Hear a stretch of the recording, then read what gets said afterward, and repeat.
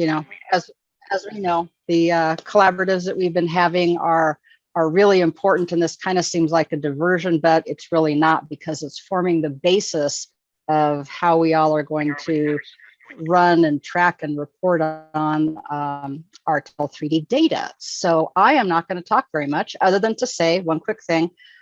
It's my fault, not Pam's. Pam is an awesome scribe. She bugged me for a link a month ago, or 2 weeks ago, I guess it was. I did not get it to her, but I do have the notes. And instead of muddying it up here today, I will be sending that out to you probably Monday to help us keep things straight. Also, we have our normal quarterly Title 3D meeting on Tuesday.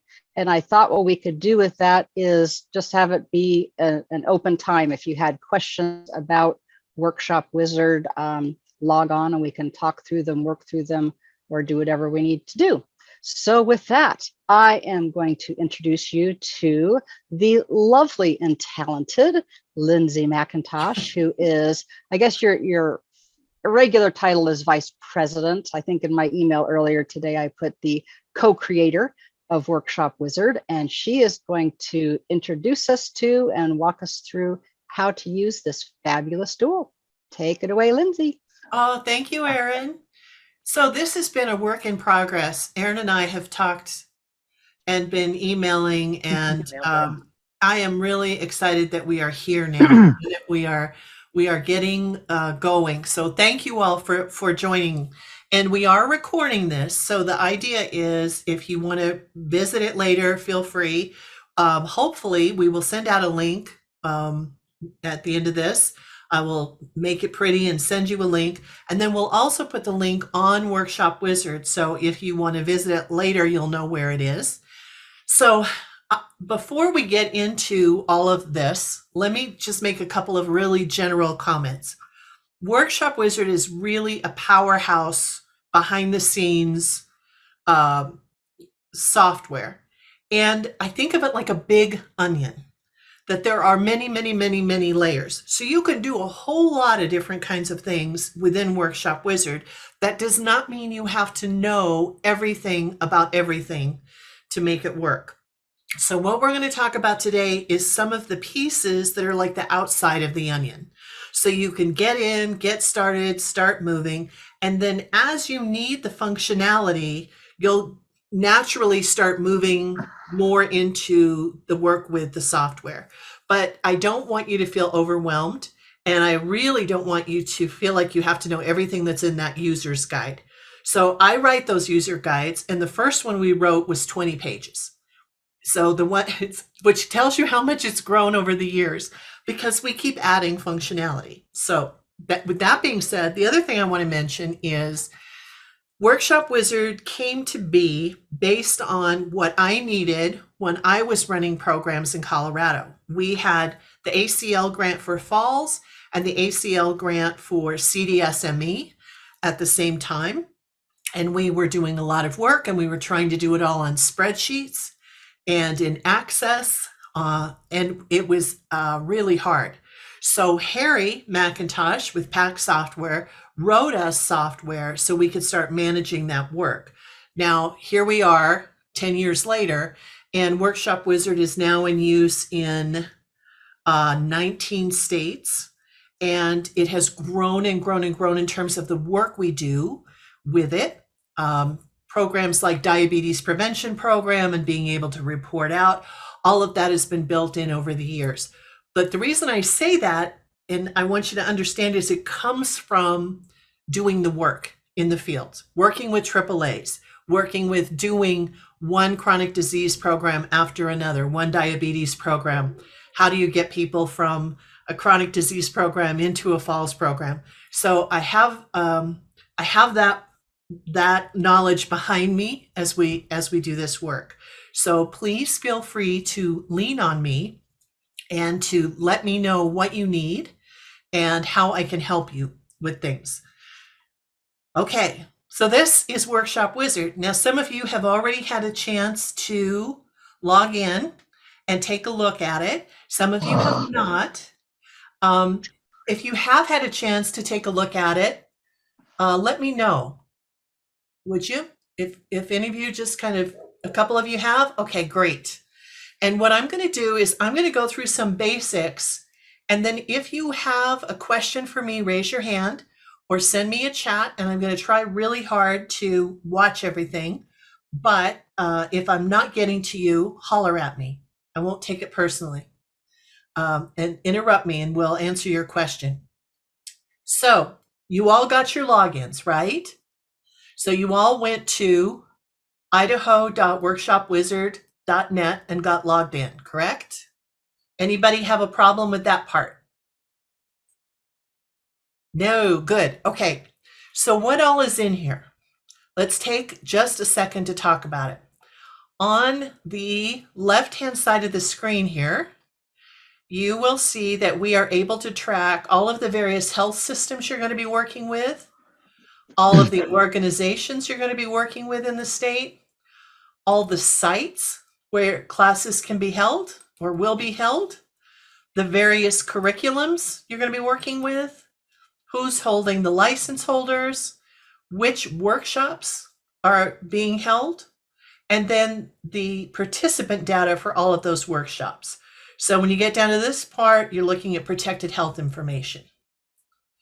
On the right-hand side are all of the, again, health systems, all of the referring entities that are going to be sending in referrals.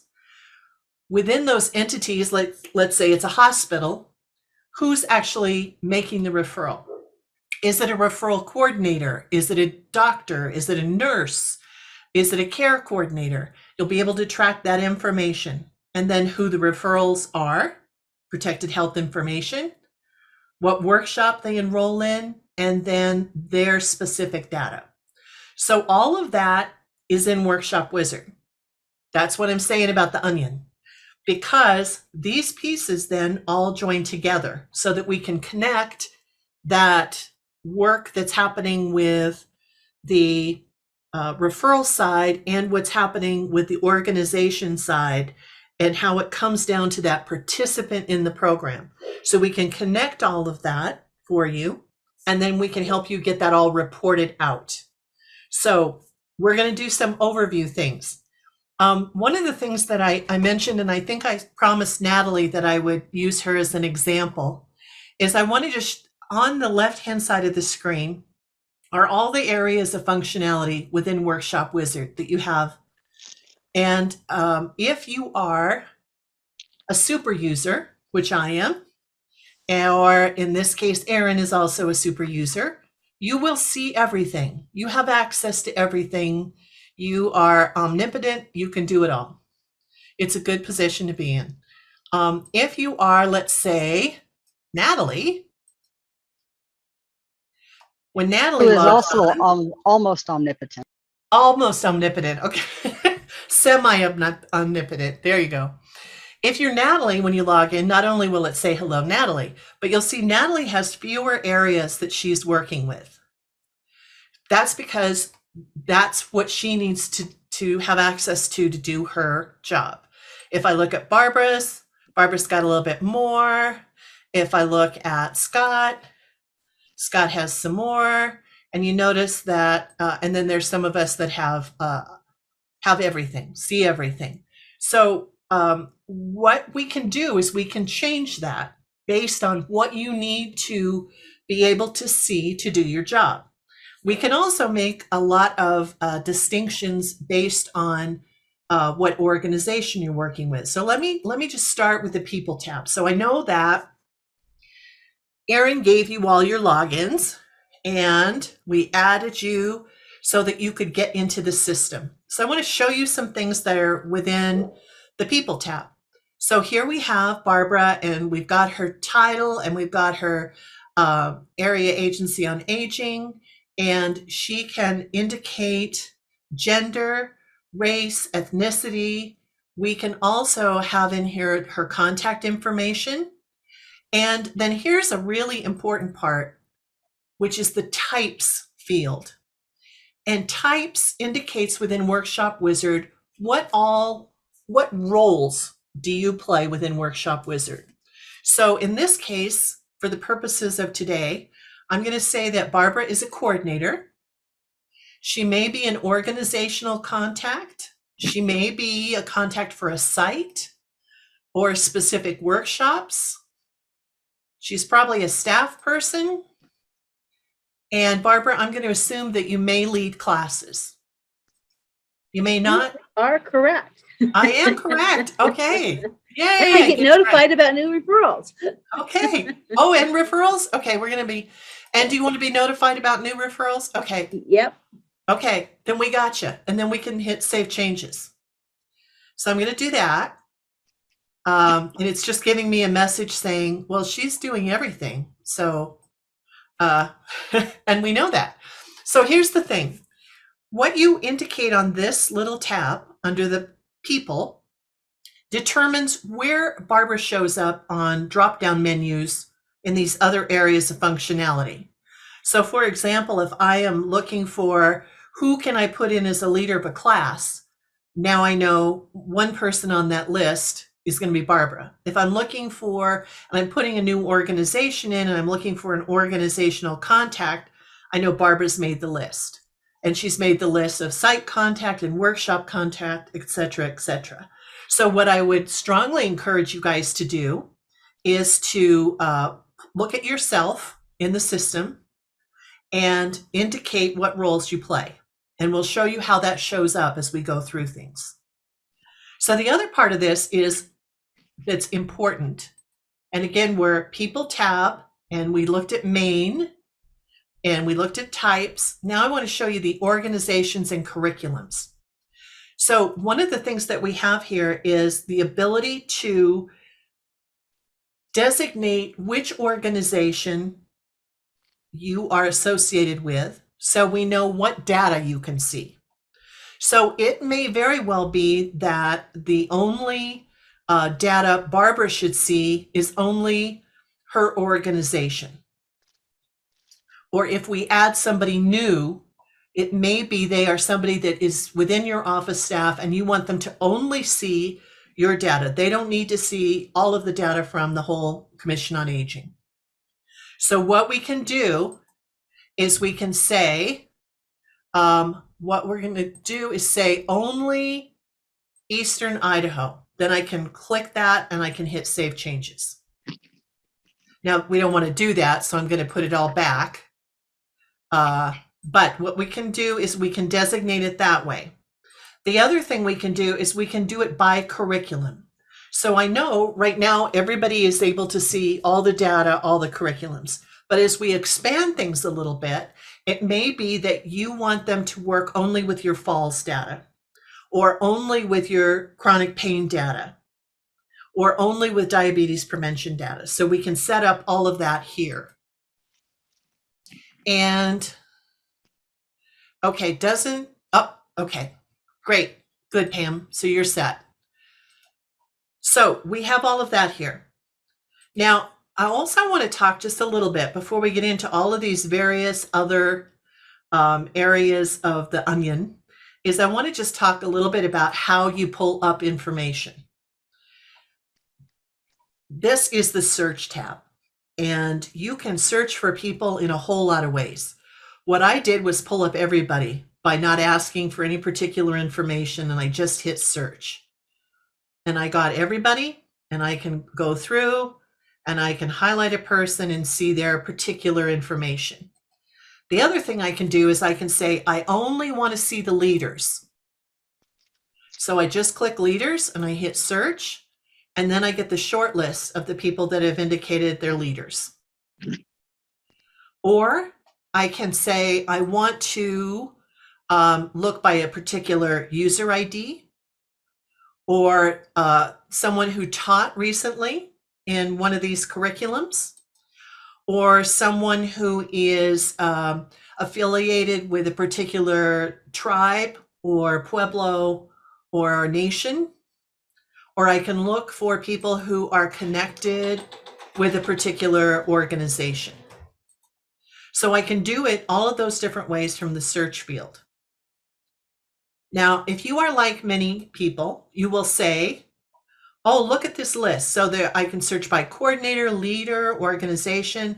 But wow, it would be great if I could search by people who are diabetes prevention program trained,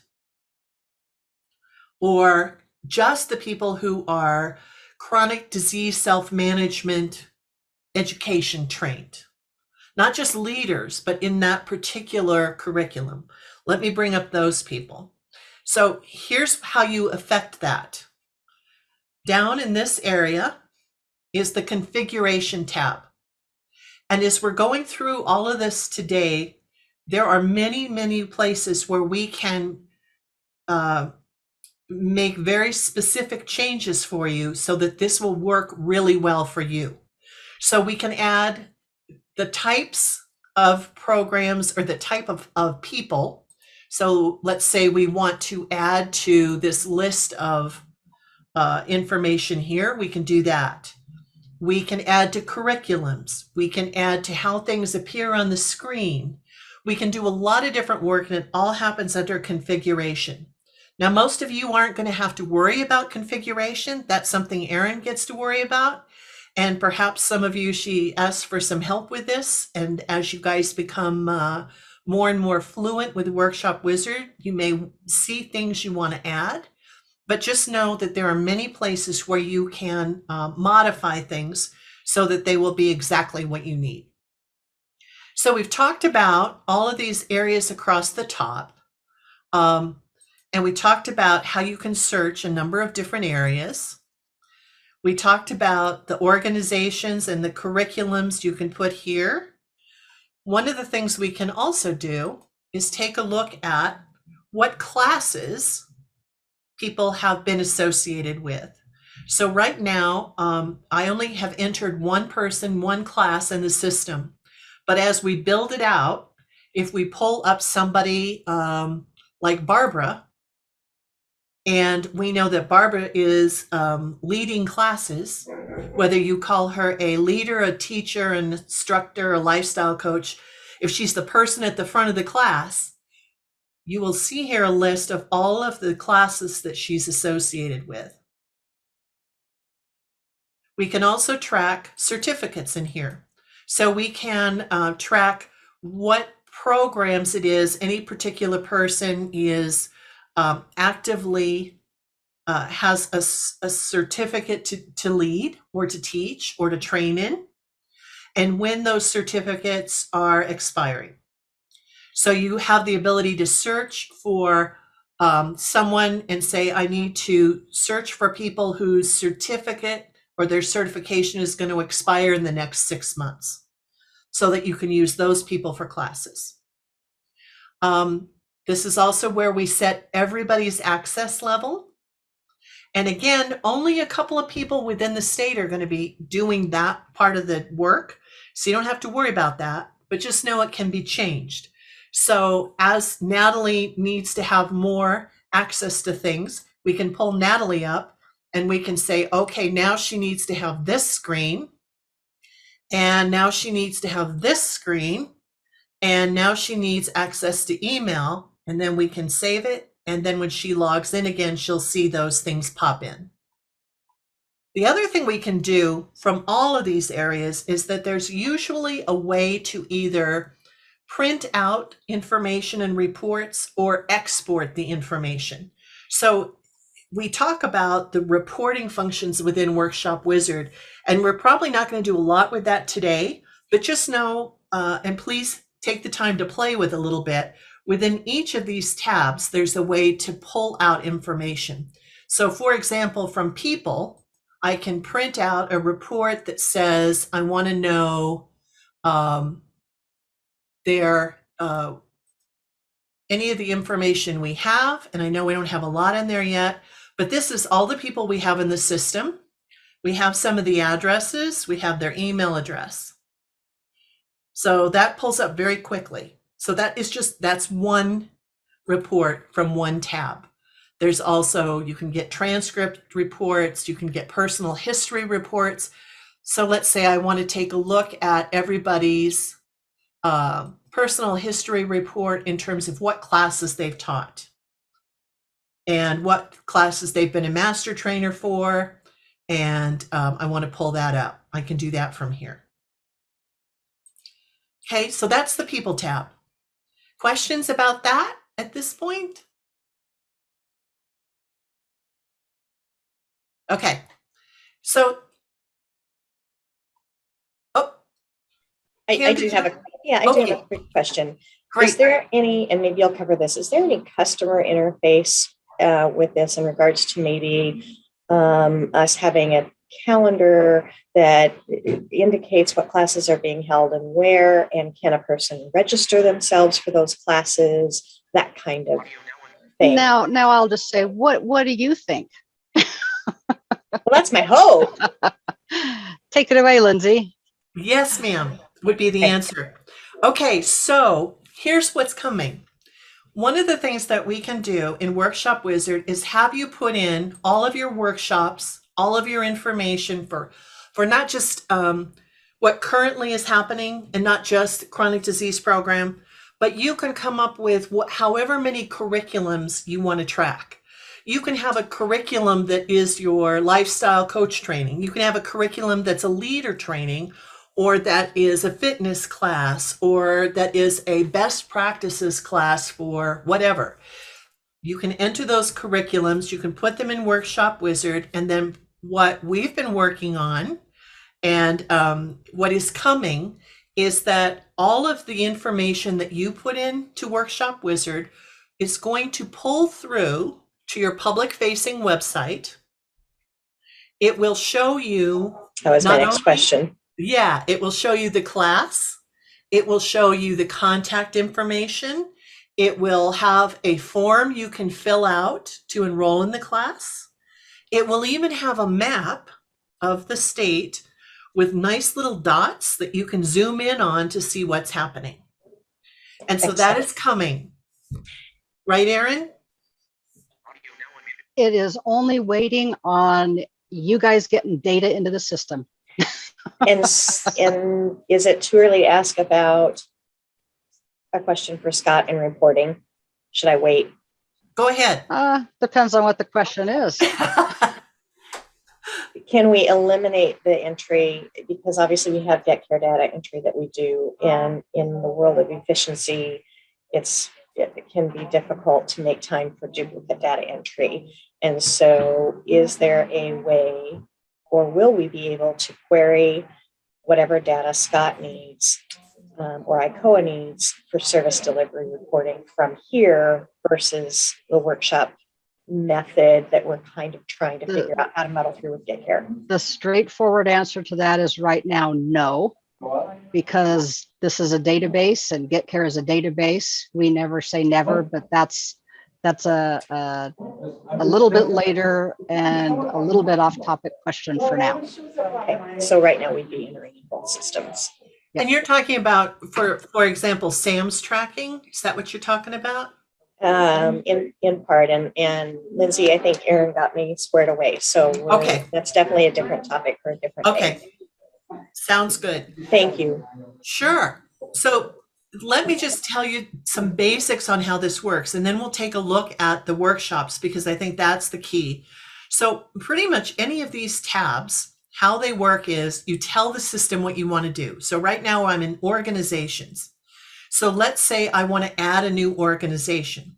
So all of you that are at various AAAs are probably going to want to add yourself as your own organization. So how you do that is you look for the tab, you go to General, look for the tab, it says Add Organization. And I'm going to come up with my own. I am going to be the AAA of Lindsay. There I am. And then anything that is a pink field is mandatory. And usually it's mandatory for a couple of reasons. Either we require the information because that's what the system needs, or it's something like the ACL requires it, or NCOA requires it, or the state requires it, or whatever. But I'm going to say the Lindsay AAA, I am the official contact. I am an area agency on aging. And I'm going to put my address in here. And I have now moved to Idaho. But that's the basics. And now I'm going to hit Save Changes.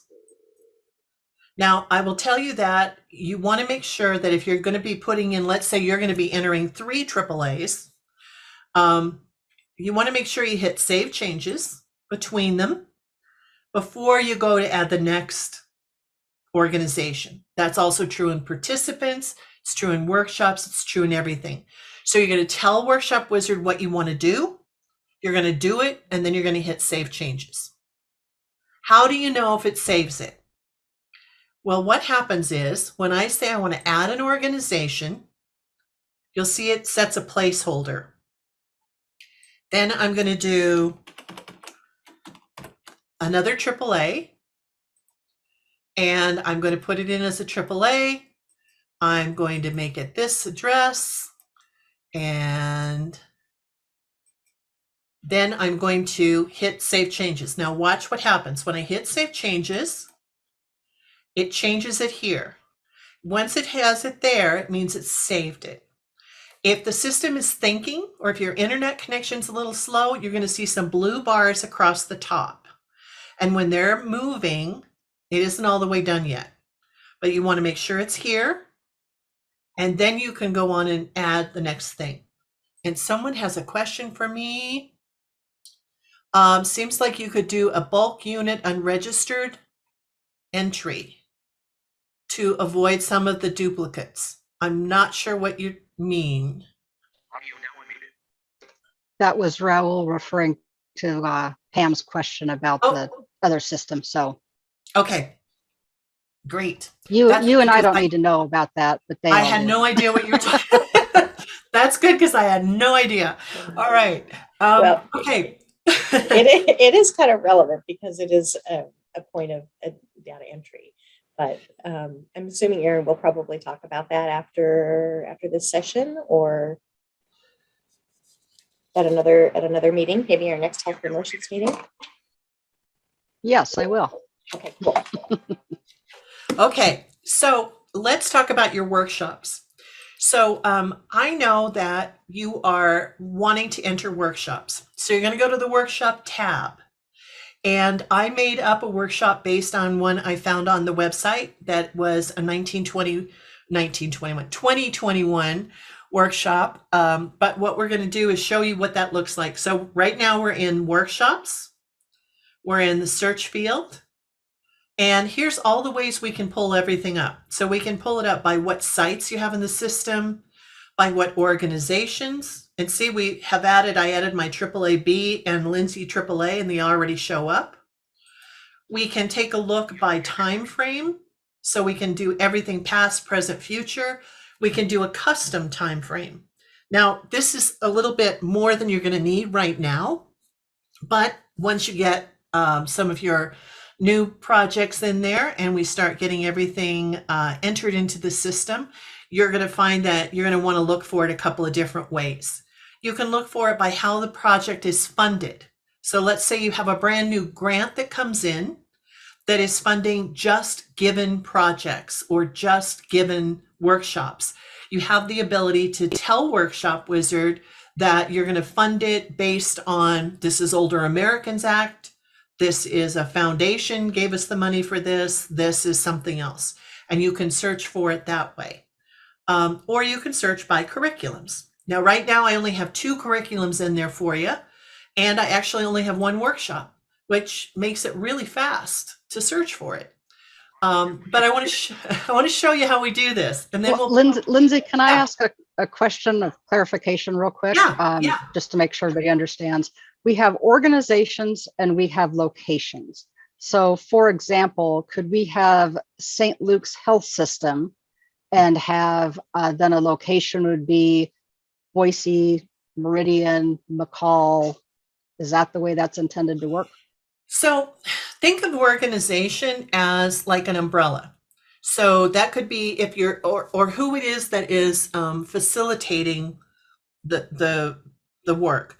So you could have an organization, could be one of the AAAs, an organization that's going to be hosting classes, could be one of your community partners. So you just mentioned one that was, and I just lost it in my brain. St. Luke's? St. Luke's. So let's say the organization is St. Luke's. Then underneath St. Luke's, there could be 10, 15 different locations where they're going to host classes or have hosted classes. So the next step down, the organization is sort of the umbrella. And then the associated sites are the locations where they're hosting the class. Now, sometimes that's going to be the same. So I entered one just to get us going, which was the Eastern Idaho Community Action Partners. And I put that in as an organization and as a site. So does it have to have both of those pieces? You Yes. can't have do work with it if you don't have a location for the workshops that you're ultimately going to do. You have to have a site. You have to have what organization is responsible for it, and then where is this particular workshop going to be held. Now, you can set up something that says that the location is distance learning or virtual, and just use that. But what you're going to want to do when you take a look at workshops and you look at the general tab, this is going to tell you what you need to know to add a workshop. So you're going to look for the pink fields. So what you're going to need to know is, what is the site? You'll need to know what the curriculum is, and then you'll need to know what the site is. But a site is always connected to an organization. So let me just add one real quick. So let's say the one you had mentioned was what, St. Luke's? I don't know why I can't remember it. Okay. And then we're going to say that that is a healthcare organization. I'm going to put my address in, and we're going to hit Save Changes. Okay, now we have St. Luke's as an organization. And then I'm going to put in that I want to add a site. And the site might be We could make this Boise, Maine. That's where the Maine hospital is. Boise, Maine. Okay. And I'm making up the address again. And I'm assuming it's Boise. It is. Oh, and then the organization is going to be connected to St. Luke's, and we know it is a healthcare organization. And then we're going to save it. So now when I look at the organization and I pull up St. Luke's, I can see the organization, and then it tells me up here in the corner, there's one site associated with it. And if I look at the site, I can pull up the site by taking a look at what's everything connected with St. Luke's. And I see that Boise, Maine is one site. Let's add one more. What's another one that might be? Another site? Yeah. Another site would be Meridian Hospital. And that's a site that would also be connected to St. Luke's. Yes, ma'am. Okay.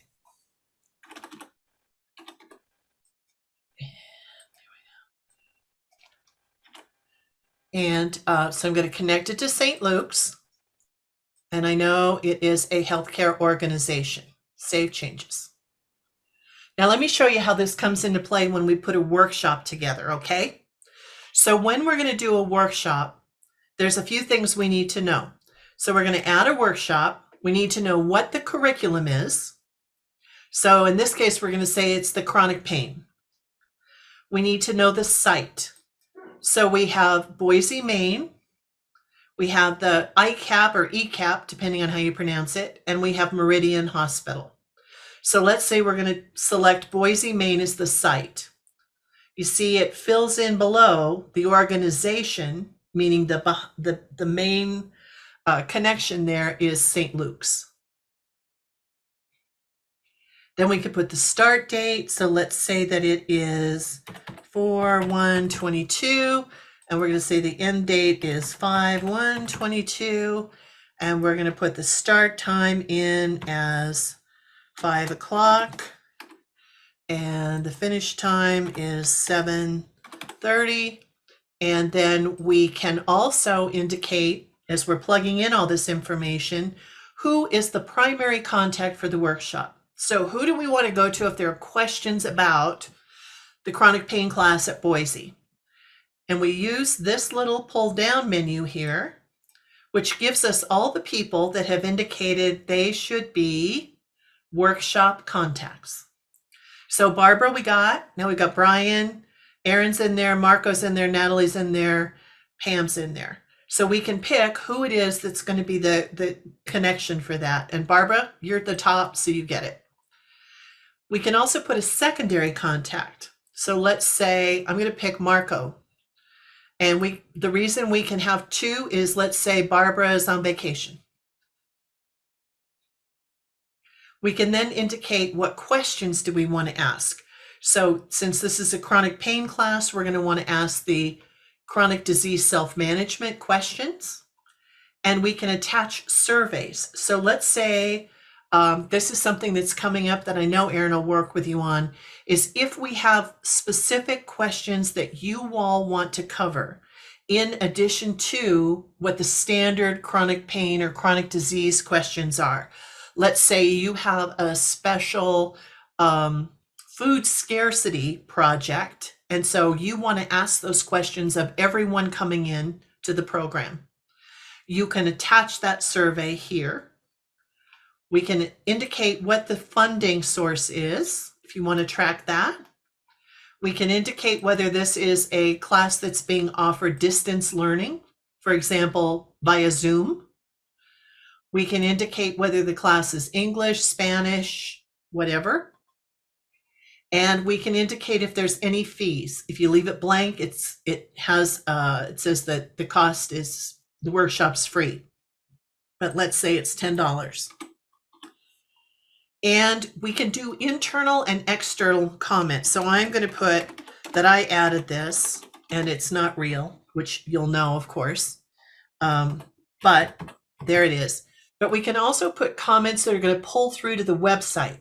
So as you are adding these in, you might want to be able to tell people, call for Zoom instructions and link, and then the number. Or you might want to say park in the rear of the building, or in case of snow, we will not meet, anything like that. And then what we can do is we hit save changes, and see here it's a placeholder, new workshop. We hit save changes, and now we have a class set. And I see we've got a couple of,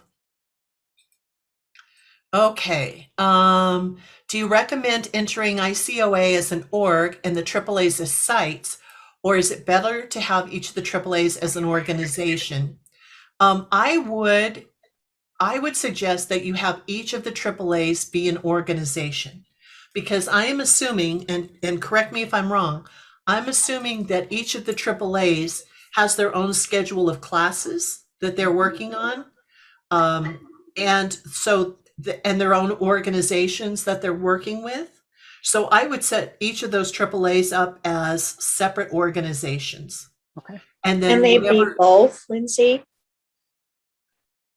Absolutely. In fact, what I did here on the one that I did as a sample was I made Eastern Idaho Community Action Partners an organization, and I made it a site. Yeah. So because there are certain instances where that would make it appropriate. Okay. Yep. Yeah. But then if I wanted to also say the local bank was going to host a class for them too, I could just add another site. Perfect. And say, okay, so for EICAP, we've got their office as a site, and we've got the local bank as a site. But they're both tracking back to EICAP. I may ask you more questions offline about that, just running through some Absolutely. scenarios, but that, I think that's good. So Thank the you. other question you asked me was about if there was a way, Erin, to set up, let me see if I got it right. It's The- the same with health districts. You know, we The have health Idaho districts. State Health and Welfare, and then there are, 5 health districts? I would, if the health districts are offices that are going to be either partnering organizations or might be hosting classes, I would put them in as organizations. Okay. And then if you want to, you can also add them as a class or as a site, I'm sorry, but I would put them in as organizations. There's no downside to having multiple organizations in there. And so I would put them in as an organization. Okay. Because then you can also Marco? track what their address is, who the contact is, so that if anybody's looking for that information, it's there. Marco, to answer your question, we'll be talking about who's going to do what, when, and where as we kind of move forward. I plan on doing some of the initial setup, like getting all the AAAs in and that kind of thing. But of course, we do want you guys involved and helping with some of the data entry, when it gets down to things like locations and obviously your own workshops. So stay Yay. tuned for details on our own logistics and process. So I want to keep focused on just workshops for just a few more minutes because there's a lot of information in here. And so now we have 2 workshops in here, which I'm, so we've doubled how many were in there. We're making good progress. And again, the pink areas are the only ones you have to complete because it won't save without it. However, the more information you can put in here, the better. So I added one earlier, and this is one I made up based on something else that was in there, which was ICAP. And Casey, who I know is not on the call, and I don't know Casey, and so I don't know if that's even an accurate person. But right now, Casey is the contact, and Casey was or is with ECAP. And what I did was make Casey the primary contact, Erin the secondary contact. I got this down as a distance learning class in English via Zoom. I made an internal note which says added by Lindsay, as if you wouldn't know. But these come in handy if you want to say something to the rest of the world, your world, inside, internally, something like make sure you leave the room clean or else. You know how there are those rules for things. And then if it's something you want the world to see through the website, you can say, contact Casey, here's the phone number, here's the address. Okay. Now, here's the other pieces of this. We can, within this workshop area, we can look at this membership tab, which is going to tell us who the leaders of the class are, who a substitute leader is, who's assigned to do a fidelity visit or observation, and who is a coordinator. Now, here's where this gets really important.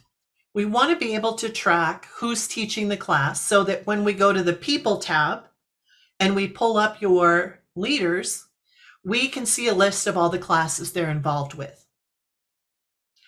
The other reason is we want to be able to set who it is that can look at the information for this class. If we don't put anybody in here, if we don't put Casey in this role as leader, or we don't put someone in the role of a coordinator, then they aren't going to be able to see they won't be able to see the information. They won't be able to see a roster of the class. So one of the things that happens a lot is people will say, well, not a lot.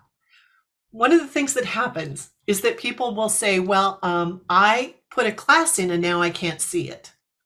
Well, the reason you can't see it is that your access was set up so that you couldn't view it unless it was your class. So it's really important, if Casey wants to be able to see this, Casey needs to be associated with it either as a leader a coordinator, a substitute leader, as someone who's reviewing fidelity. So that's an important distinction. So we will talk about that membership tab a little bit more. Lindsay, so yes, is what you're saying, and I'm saying this from a support perspective. If you know that you added a workshop and you know that you clicked save and then you go back and you don't see it, you need to ask yourself that question. And if that happens, then we have to have somebody like myself with permissions to go in and add them in order for them to be able to see it. But don't continue to add or add another workshop if you know that you've done that. Is that the best practice? yeah, because I'll tell you what will happen is you'll be able to see it. Let's say, I know Casey's not here anymore and we're going to change Casey to somebody else. But let's say that Casey set up the workshop, so Casey will be able to see it here. But if Casey wants to go pull the roster for the class and Casey isn't a leader or a coordinator, Casey may not be able to pull that information. Like Erin, you and I can pull it because we're super users, so we can see everything. But Casey can only see Casey's classes. So if Casey isn't a leader or a coordinator, Casey can't pull it up. Right. So And yes, to hopefully you are head off absolutely right. the question that I would have is, yes, right now you have all been added with the same permissions just because we're getting started, but Yeah. we will be talking through and working through, for example, directors should be able to see anything that's happening within your area. But if you are working with the YMCA like Natalie does, then she should see it and the YMCA should see it, but maybe the rest of the AAA staff shouldn't see it, just as an example. Exactly. So we will get to narrowing those down a bit. Yeah. So here's another little quick thing I would say is, let's say, so Casey isn't with the AAA anymore. So we're going to say Casey's not the contact. So who would be the contact? Do we have one on this list that would be? Dalila actually has taken Casey's. Dalila, okay. She's the new director. Okay. So and Dalila, Brian would be her probably the facilitator.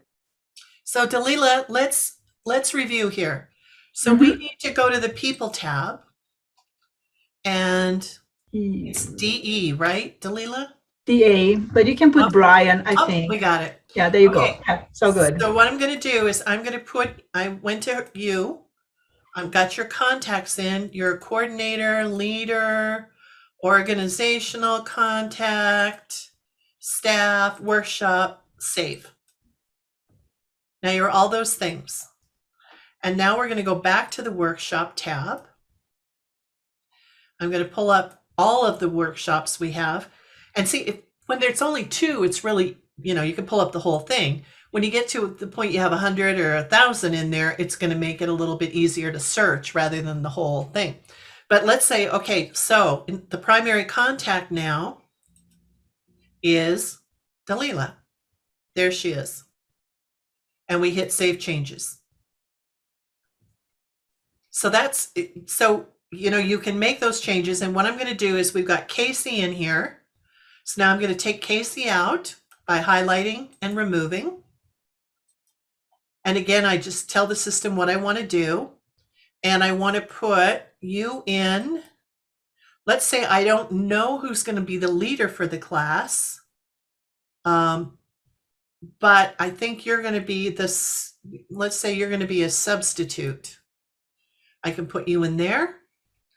Or I can say, no, she's going to be a co-leader.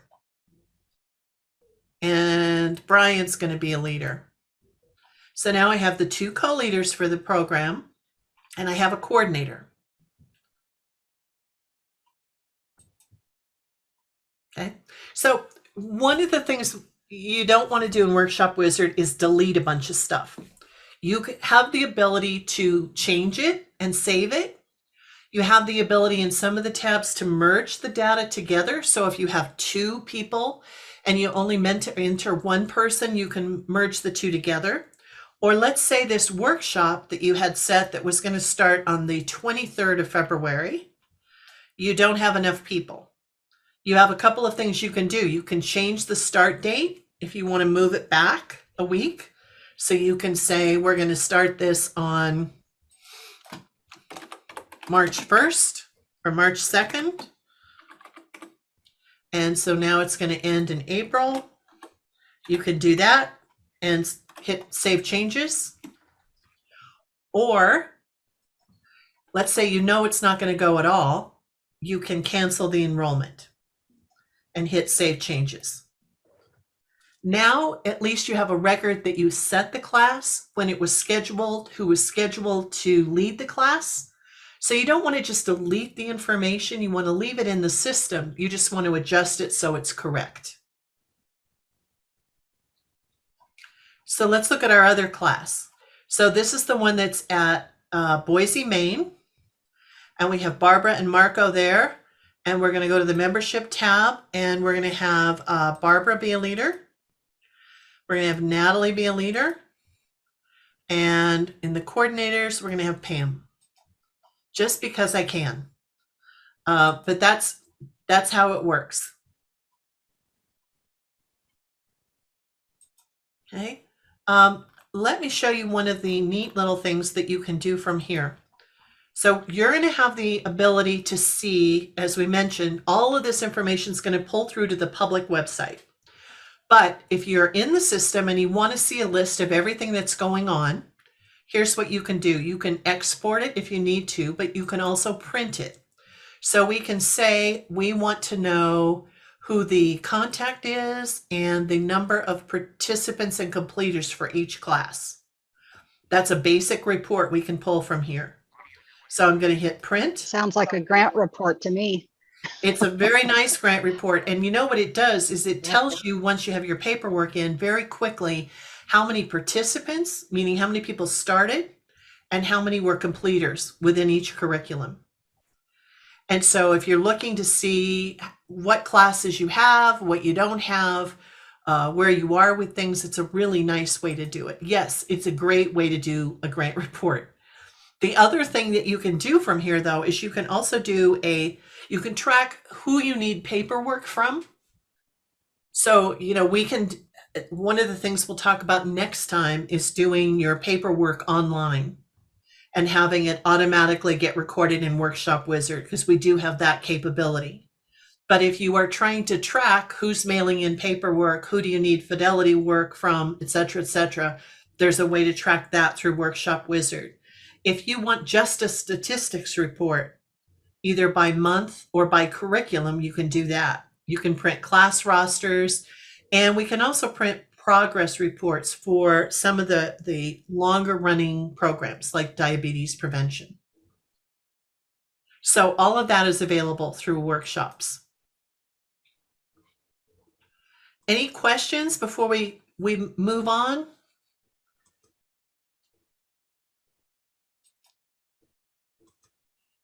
Okay, I'm going to give you just a reminder then that when you're looking for additional curriculums, because I know you're all doing different things, those additional curriculums get added under configuration, and that's where you can add curriculums, different health systems, options of funding.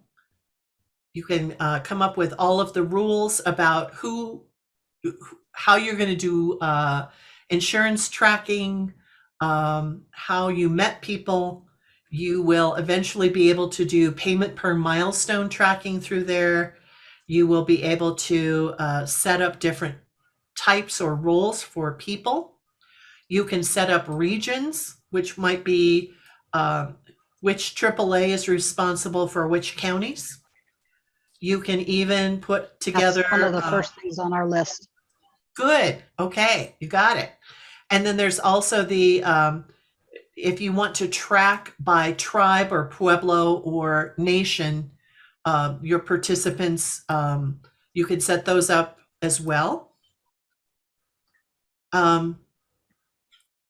When you get to the point that you are looking at referrals, We can track referrals and referral contacts through here. But what I want to spend some time on before we get too far is how you add participants. So the participant part is protected health information. It is fairly straightforward once you start having someone actually doing the data entry. But there are a couple of things we need to get set up for you before you start trying to input participant data. And that would include what curriculum is it? And what rules do you have for that curriculum in terms of what makes a completer?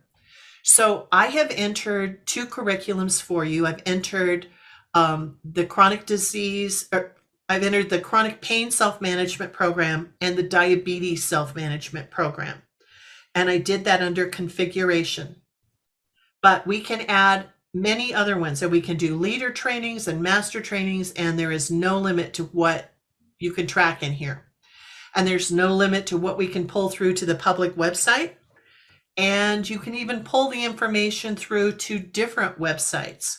So each of you that have your own AAA website can show the information for your region on your website, in addition to the whole Council on Aging, everyone's information showing on the Council of Aging website.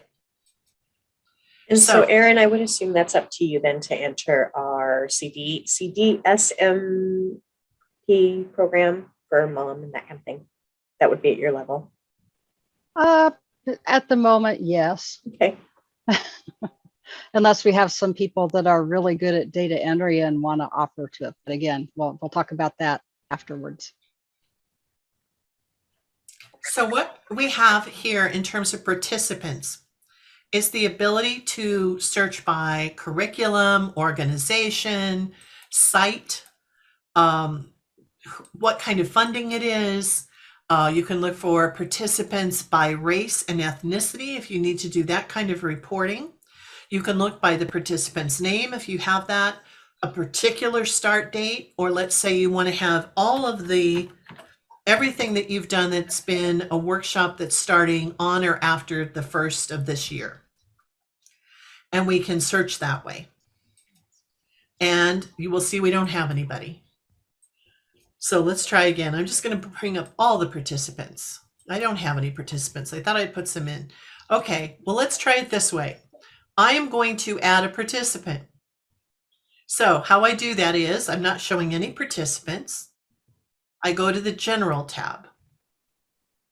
I say I want to add a participant. So I'm telling the system I want to add a participant. I say that I get the choice of what curriculum. So let's say I want to add them to the Diabetes Self-Management Program class. And then I have a pull-down menu here that's all the classes available. Now I only have one in there, so it makes it easy. So I've got that set. And now I just go through and plug in the information. So I know this person was not referred by the doctor. I know they are 67, female, Hispanic, white. I can enter the data. I just go along. I put in there based on all of the paperwork we have, and I can just go down and fill that information out. On the other tab, I know that I can put their name in.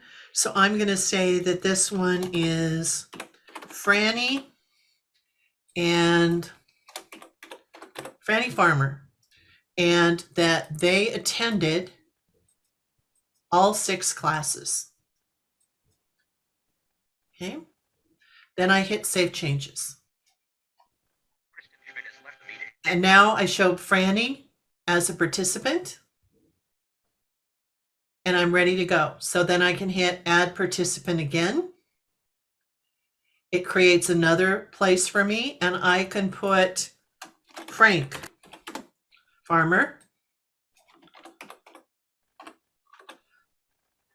who also came to all 6 classes.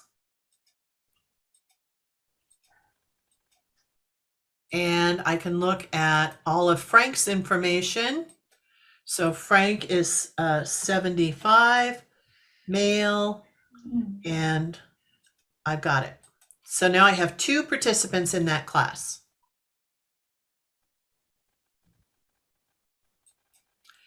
What you see here in terms of the tabs are the basic participant panel for the chronic disease program.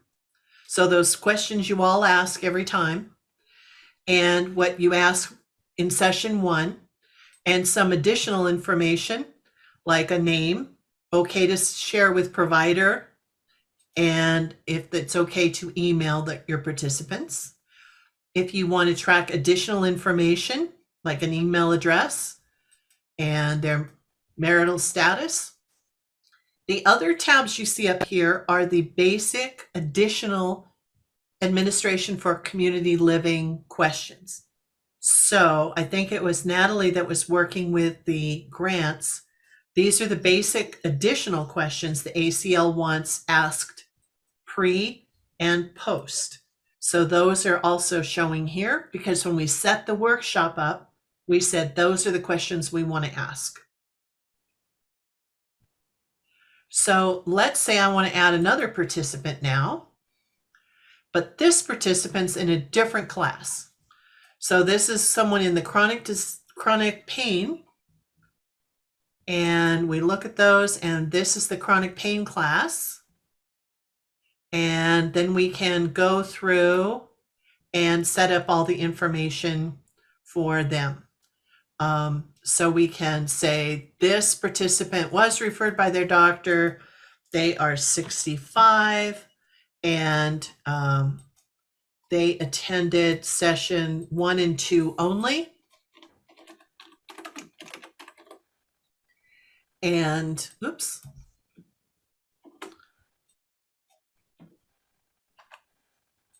We can save changes. Okay, questions so far?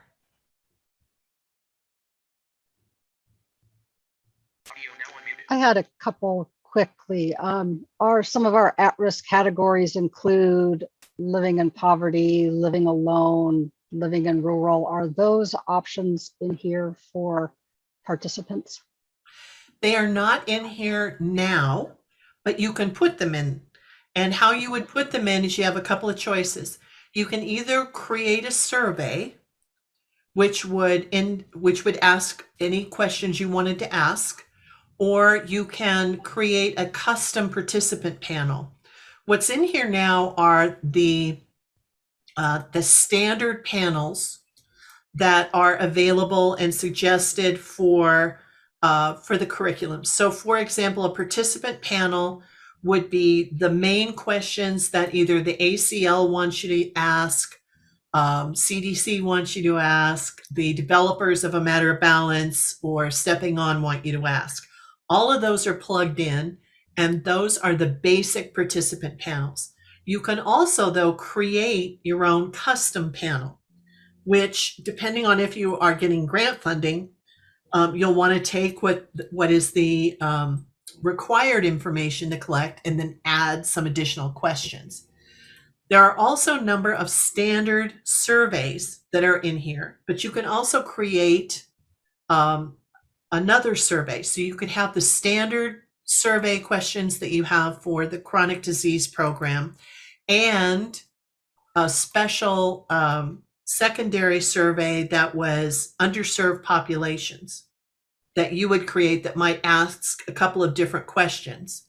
Then all you do is when you set up a new workshop, you make sure and attach all of the survey questions here so that you would have your basic participant panel, your required questions, and then any particular questions that are custom questions for what you need, Erin.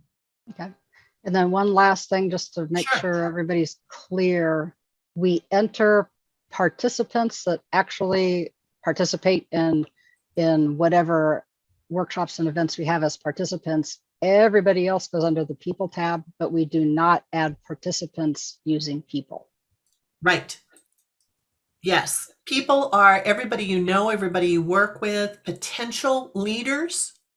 If it's someone who is sitting in a class and is protected health information, they go under participants.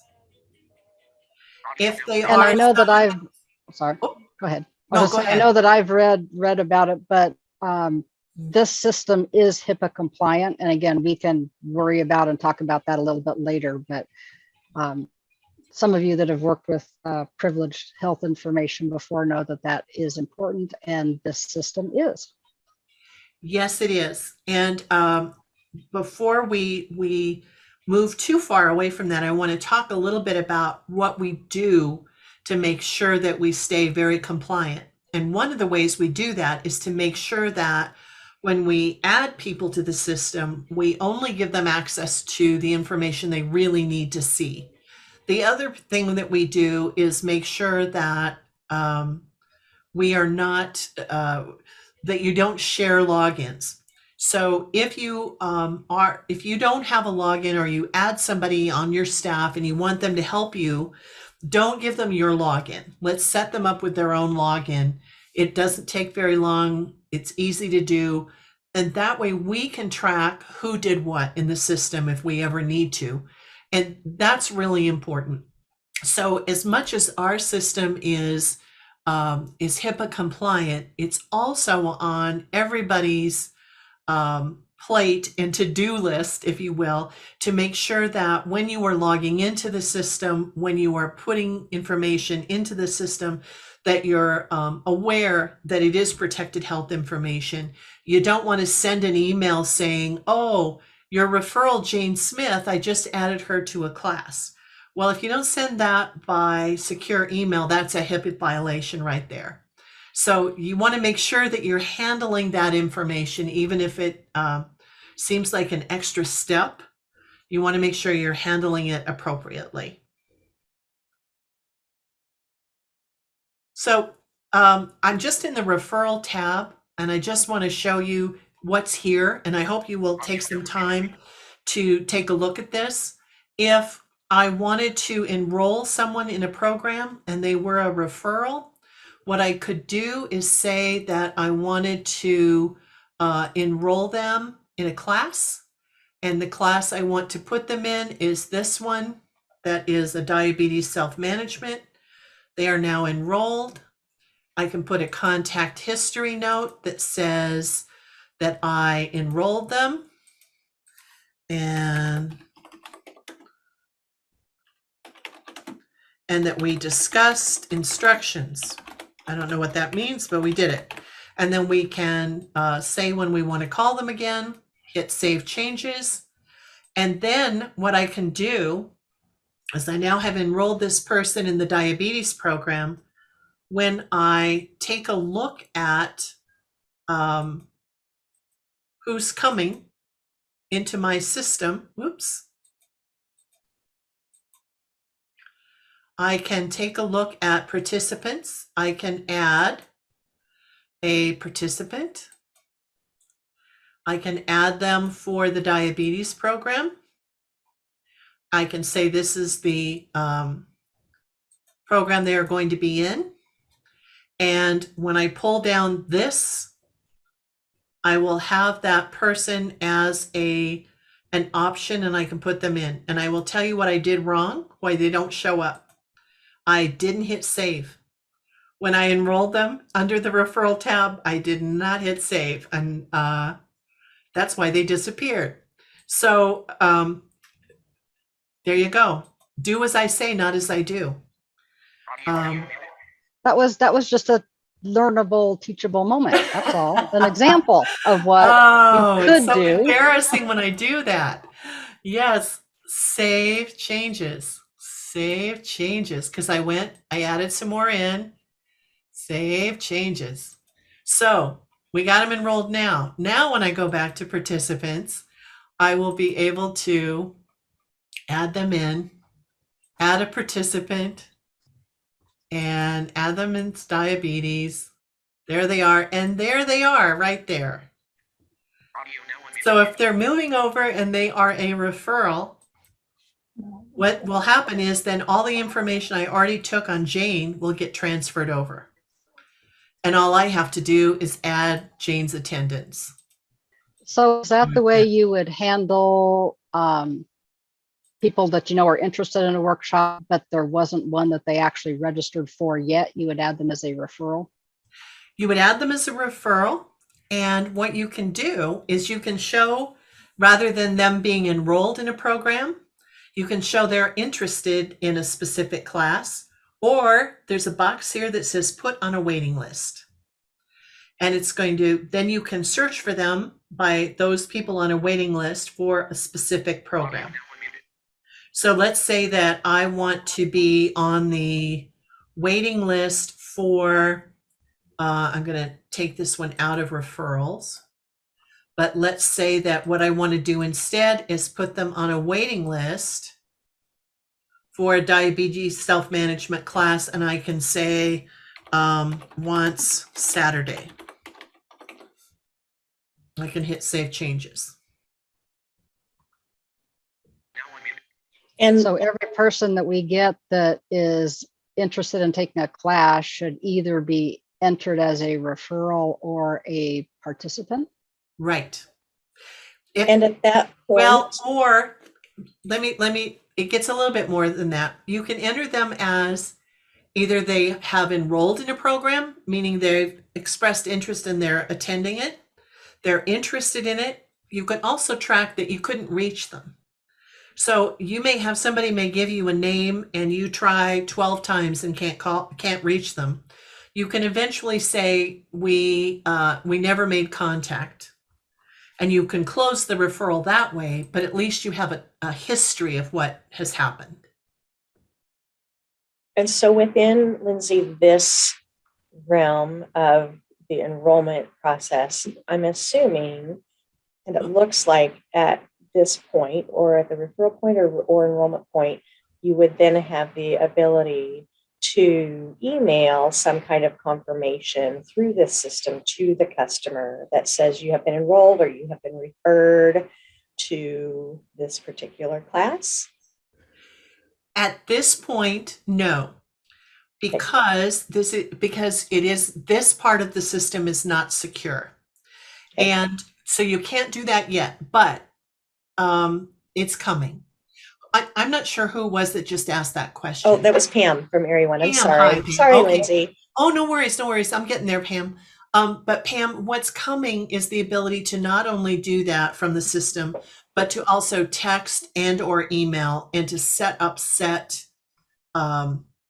criteria in advance, Yeah. so that you can do that. And so that is coming this spring, early summer, and we'll have that in place. That's great, because that's a true, 360-degree interface with the customer. That You would got make- it. Make You it got great. it. Now, what is also though that is here now, and that this is something we're going to have to do next time, because as you can see, there's a lot of stuff we haven't even really talked about yet, but we'll get there. But there's a lot of layers to this.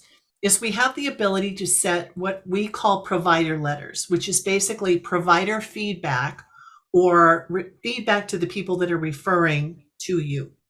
So we can set that up in the system so that as people hit certain milestones, either in the referral process or as they're going through the program, an automatic letter, if you will, or email message is generated and set from Workshop Wizard.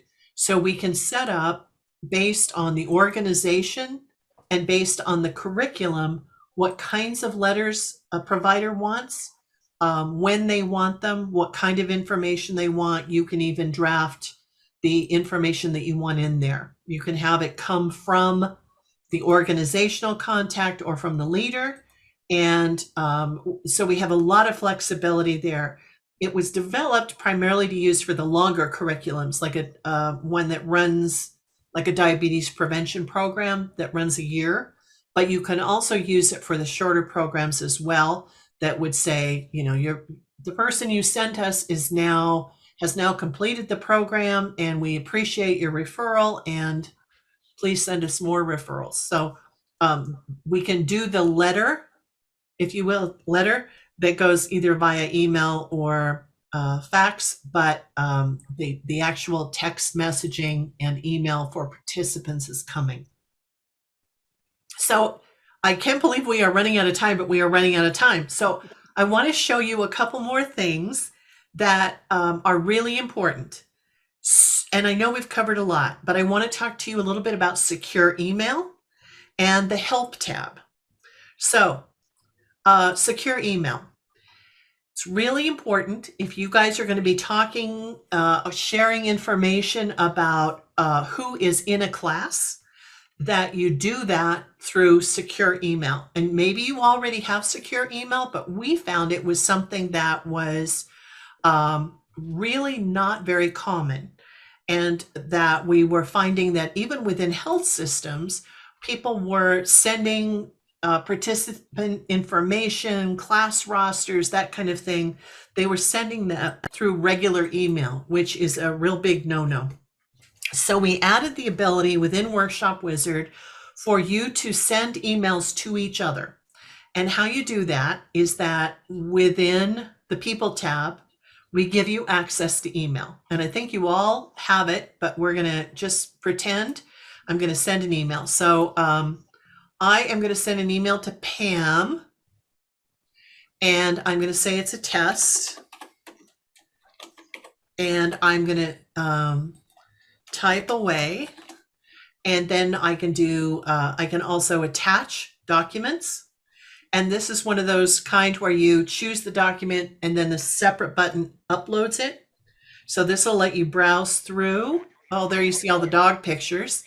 And then you can attach, and then you upload the document, and then you hit send. Then what happens is Pam is going to get a message that says, you have a secure email, log into Workshop Wizard.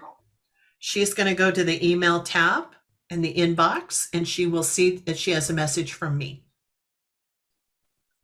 But this is a great way to share rosters, information on, did you happen to enter this participant data yet? Do you need me to enter it?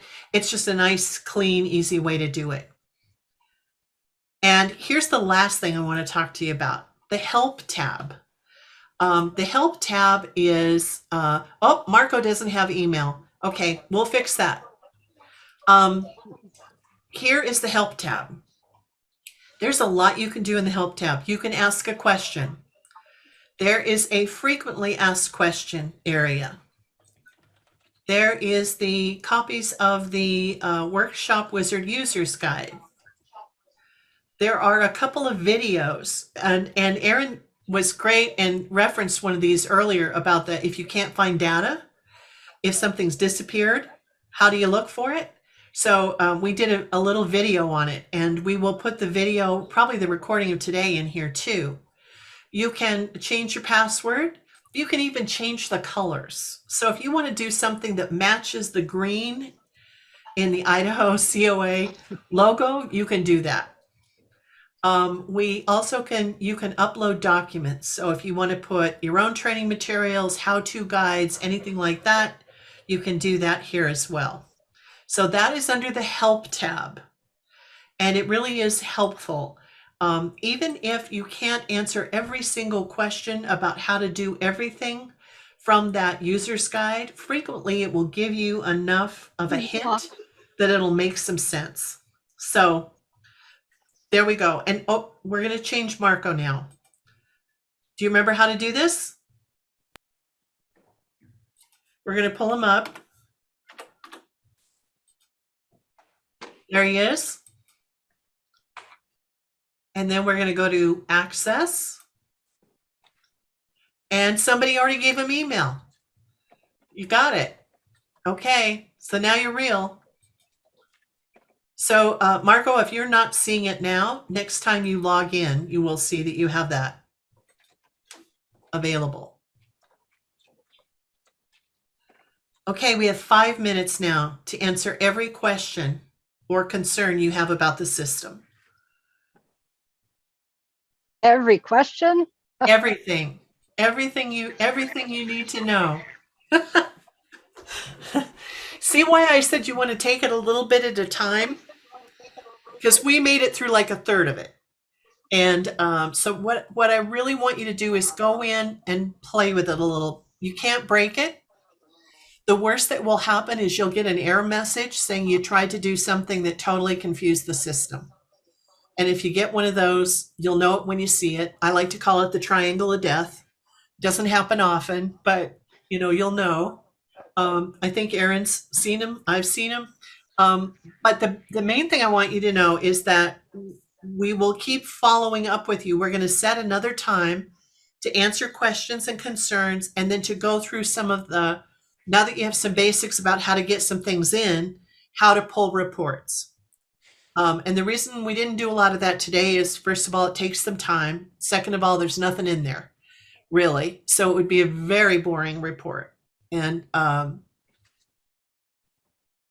what have I missed? Oh, you haven't missed anything. I was just going to say, you guys know me well enough to know that I'm pretty methodical about stuff. So we will be working on all of those lists, and we'll probably do it sharing an Excel spreadsheet so that you can see here's what's there, here's what I think, and you guys add in. And the reason is because you guys have all, well, maybe you haven't, this is an old term. It used to be called GIGO, G-I-G-O, which stands for garbage in, garbage out. And this is a phenomenal database. And we have to make sure that we get things in and keep things clean, and that, somebody doesn't put in, area 3 with the Arabic numeral 3, and somebody else does 3 with the Roman numeral 3. Those kinds of things are what get messy so that you can't get good data out. Just to reiterate, it's kind of a rule of databases. You never delete anything. If you saved a record at all, then do something else with it, but don't delete it, because we need that historical information for all kinds of different reasons. And the last thing is, and Lindsay mentioned it, not everything is required. And when I used to teach databases, what I would tell people when they were deciding if something should be required is, that really means this record will have absolutely no value at all if we don't have this information. But with that said, we want to make sure that we have as much data as possible. So always be as complete as you can and go beyond just the quick what I have to put in. So those are kind of my recommendations and where we'll be heading with this. And I think it's going to be fun. Yes, I said fun because I used to do databases. So I think all of this is really exciting. But I think it's exciting because you guys can already see how this is going to allow us to use our information, put it out on our websites without having to do anything. I don't have to nag you anymore for your monthly reports because I'm just going to go into Workshop Wizard and run reports.